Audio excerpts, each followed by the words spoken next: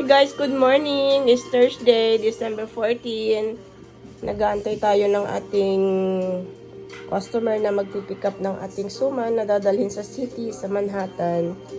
So, nabanarap ko na guys. Ang isang suman ay dalawa. So, bali mag-asawa siya sa isang balot. Meron na rin siyang label kasi order to ng isang Filipino store and ng isang Philippine Famous. So, dadalhin nila ito guys sa city. Bebenta nila.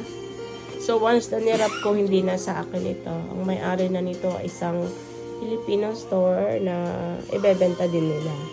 So, ang M's Delicacies ay nagre-retail po kami and at the same time, supplier po kami ng native kakanin, suman, lahat po ng klase ng suman.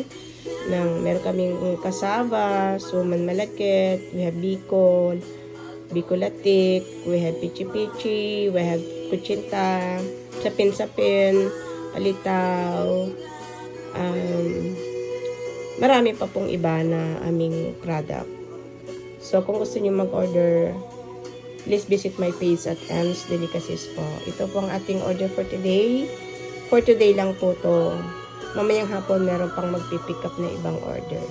Thank you so much sa patuloy na tiwala sa M's Delicacies po. Have a great day! Ayan po. Philippine Famous. Order po nila to. Thank you so much!